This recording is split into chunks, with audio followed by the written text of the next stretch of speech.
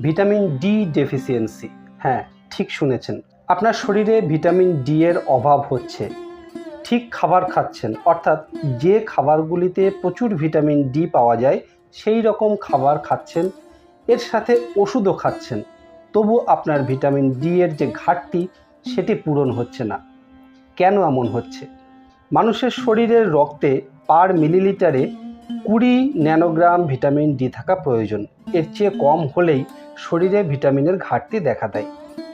হাড়ের জরুরি উপাদান ক্যালসিয়াম, আর শরীরকেই ক্যালসিয়াম শোষণে সাহায্য করে ভিটামিন ডি। ভিটামিন ডি এর অভাবে যেমন হাড়ের বিভিন্ন সমস্যা দেখা দেয়, তেমনি মানসিক স্বাস্থ্য ভালো রাখে কিন্তু ভিটামিন ডি। তাই ভিটামিন ডি এর অভাব হলে আপনার মনও কিন্তু খারাপ হয়ে যায়। হাড়ের সমস্যা হচ্ছে হাঁটুতে ব্যথা, কোমরে ব্যথা নিয়ে ডাক্তারের কাছে গেলেন। ডাক্তার ভালো করে পরীক্ষা করে দেখলেন যে আপনার শরীরে ভিটামিনের অভাব হচ্ছে। তিনি ভিটামিনের ওষুধ দিলেন, এতেই ঠিক হয়ে গেল। সাধারণত এমনই হয়। কিন্তু তেমন যদি না হয়, মানে ওষুধ খেলেন, ঠিক খাবার খেলেন, তবুও ভিটামিনের অভাব পূরণ হলো না, এমনটা কেন হলো? এটাই হলো প্রশ্ন। নিয়মিত ভিটামিন ডি বেশি আছে এমন খাবার খাওয়া, শাকসবজি খাওয়া, একটু রোদ্দুরে ঘোরাঘুরি করলে, সাথে ভিটামিন ডি সাপ্লিমেন্ট খেলে ভিটামিনের অভাব দূর হওয়াটা স্বাভাবিক ঘটনা। তাহলে কি সমস্যা হলো যার জন্য ভিটামিনের ঘাটতি পূরণ হলো না?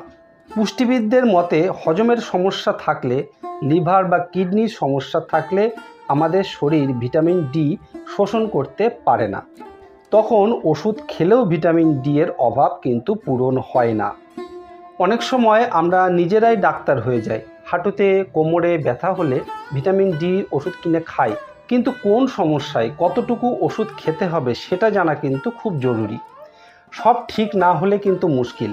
তবে ডাক্তাররা ওষুধের উপর ভরসা না করে দিনে কিছুটা সময় রোদ্দুরে হাঁটাহাঁটি ও ভিটামিন ডি সমৃদ্ধ খাবার খাওয়ার পরামর্শ দিয়েছেন, আমাদের শরীর যাতে স্বাভাবিকভাবে ভিটামিন ডি3 শোষণ করতে পারে সেই জন্য খাবারের উপরে বেশি নির্ভর করতে বলেছেন।